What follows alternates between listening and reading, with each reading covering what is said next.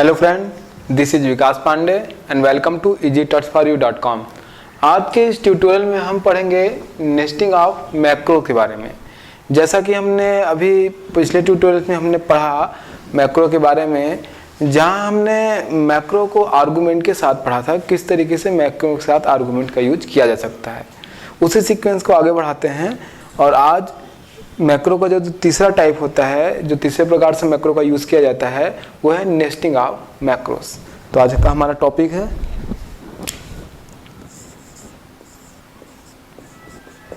Nesting of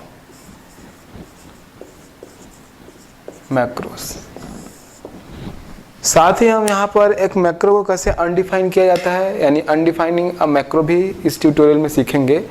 जब हम बात करते हैं नेस्टिंग ऑफ मैक्रोस का, तो बिल्कुल जिस तरीके से फंक्शन के अंदर फंक्शन का यूज़ किया जाता है, जिसे हम नेस्टिंग ऑफ फंक्शन कहते हैं, उसी तरीके से एक मैक्रो डेफिनेशन का, एक मैक्रो का यूज किसी दूसरे मैक्रो के डेफिनेशन में किया जा सकता है।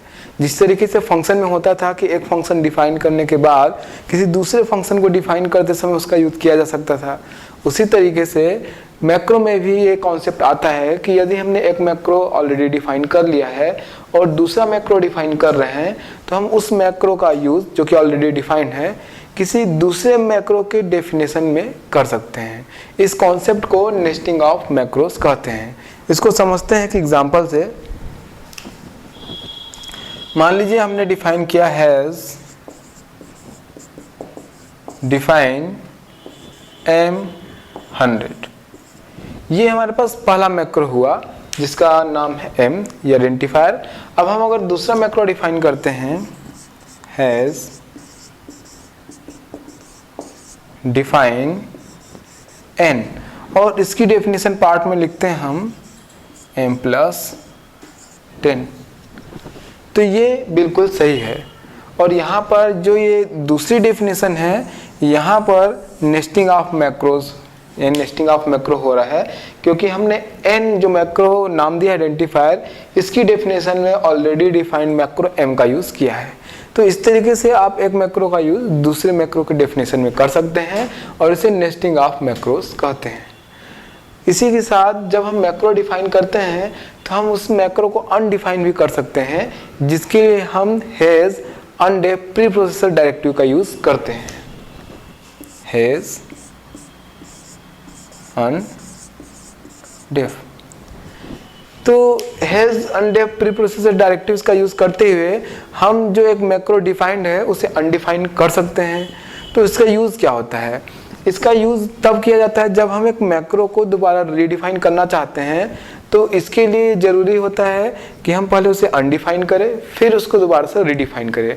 मान लीजिए हमने डिफाइन किया हैज़ डिफाइन M100, अब उसको हम M जो कि आइडेंटिफायर है दूसरी डेफिनेशन देना चाहते हैं, तो सबसे पहले हम उसको अनडिफाइन करेंगे, बाद में उसको हम दूसरा जो भी डेफिनेशन है उसके लिए दूसरा रीडिफाइन कर सकते हैं। लेकिन इसके अलावा अगर हमने एक मैक्रो बना रखा है प्रोग्राम में और हम चाहते हैं कि प्रोग्राम के किसी पर्टिकुलर पार्ट में ही काम आए, उसे रिस्ट्रिक्ट करना चाहते हैं, तो भी हम अनडेफ का यूज़ कर सकते हैं। मतलब हमने एक मैक्रो डिफाइन किया M और प्रोग्राम के जब जिस पार्ट तक यूज़ हो रहा है उसके बाद हमने उसे अनडिफाइन कर दिया, ताकि उसके बाद उसका यूज़ न किया जा सके। इस तरीके से हम मैक्रो के यूज़ को प्रोग्राम में किसी पर्टिकुलर पार्ट में रिस्ट्रिक्टेड कर सकते हैं। तो अनडिफाइन करने का जो सिंटेक्स है वो है हैज़ अनडेफ, और उसके बाद केवल आप आइडेंटिफायर का नाम लिखिए।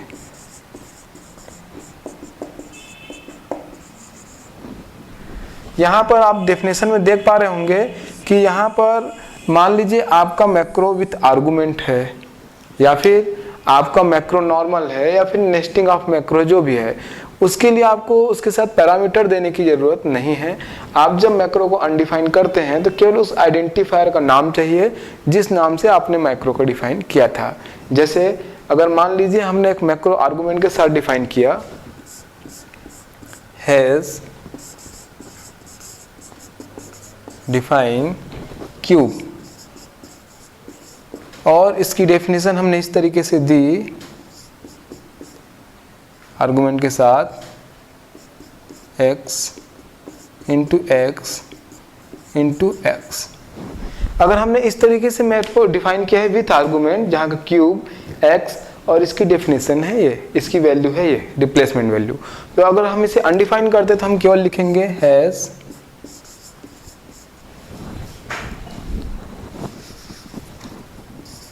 अनडेफ और केवल आइडेंटिफायर का नाम क्यूब, केवल। इसी तरीके से हमने जैसे ऊपर में एम डिफाइन किया हुआ है और इसे अनडिफाइन करना चाहते हैं तो केवल हम लिखेंगे has अनडेफ M.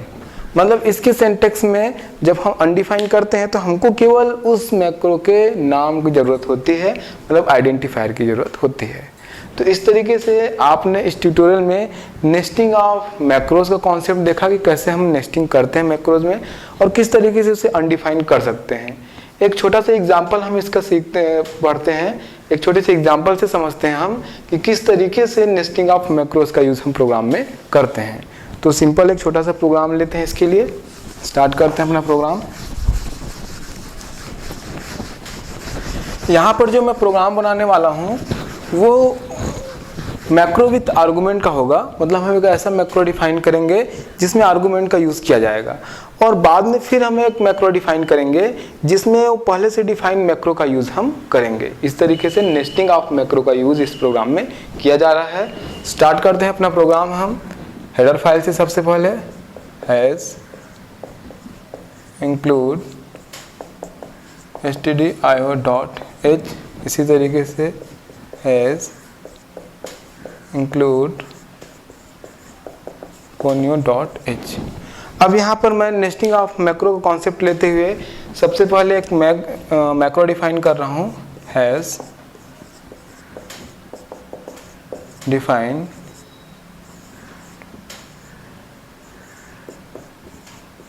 Square, has define square. अब यहाँ पर एक आर्गुमेंट हम लेते हैं x और इस तरीके से फिर इसे हम इसकी वैल्यू रिप्लेसमेंट वैल्यू यहाँ पे लिखते हैं x इंटू एक्स। इसकी रिप्लेसमेंट वैल्यू को पूरा पैरेंथेसिस में रखा गया है। तो आप यहाँ देख पा रहे होंगे has define square x into x, इसकी डेफिनेशन हमने दी। अब हम दोबारा एक और मैक्रो डिफाइन करते हैं, हैज डिफाइन क्यूब के लिए, क्यूब x। अब इस क्यूब के लिए मैक्रो डिफाइन करते समय इसकी डेफिनेशन में हम प्री डिफाइन मैक्रो स्क्वायर का भी यूज कर लेते हैं। तो हम यहाँ पे लिखेंगे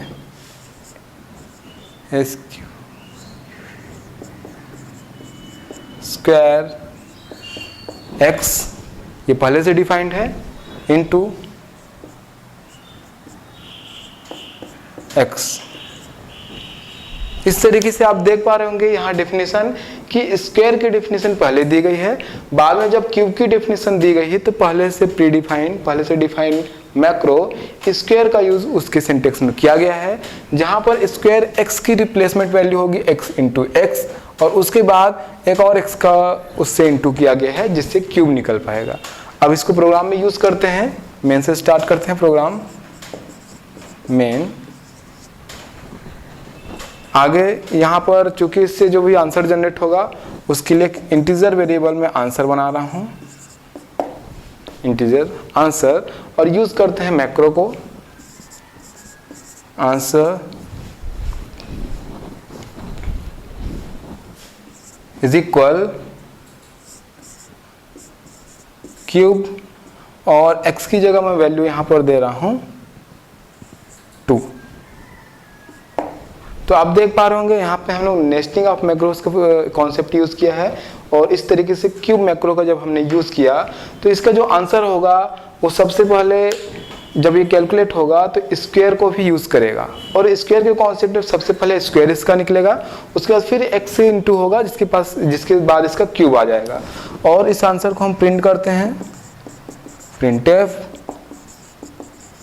आंसर इज, चूंकि आंसर इंटीजर में है, % d कॉमा आंसर, लास्ट में गेट ch और ये प्रोग्राम क्लोज।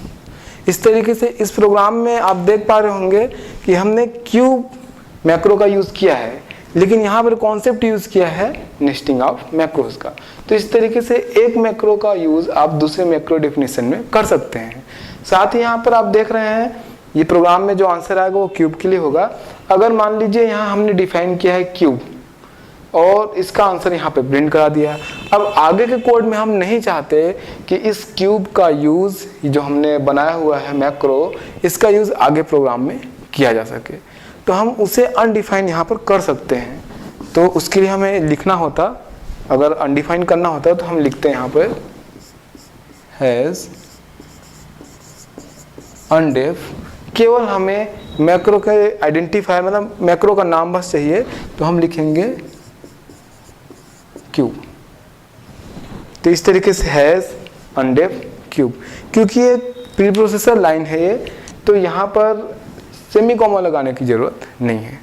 तो हैज़ अनडेफ क्यूब गेट ch क्लोज। यहाँ पर प्रोग्राम में हालांकि नीचे ऐसी कोई लाइन नहीं लिखी है मैंने जिससे हम इसे टेस्ट कर सके, जो कि अनडिफाइन किया गया है। तो आप इसे टेस्ट कर सकते हैं जब प्रोग्राम आप बनाएंगे और आपने यहाँ पे लिख दिया हैज़ अनडेफ क्यूब। अब अगर आगे आप कोई भी कैलकुलेशन यूज़ कीजिए और उसमें क्यूब को यूज करने की कोशिश करेंगे तो वो अनडिफाइंड आएगा, आपको एरर मैसेज मिलेगा कि ये अनडिफाइंड है और आप उसे यूज़ नहीं कर पाएंगे आगे प्रोग्राम में, क्योंकि हमने यहाँ पर लाइन पे लिख दिया है अनडेफ क्यूब, मतलब इस लाइन ऑफ कोड के बाद अब वो अनडिफाइंड हो चुका है।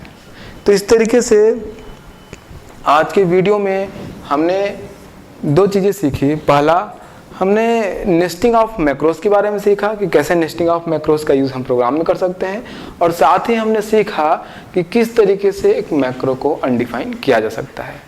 आगे की वीडियोस में हम और भी प्रोग्राम सीखेंगे सी के बारे में। तब तक के लिए आप हमारी वेबसाइट easytouchforyou.com पे लॉगिन कर सकते हैं, और तब तक के लिए बाय।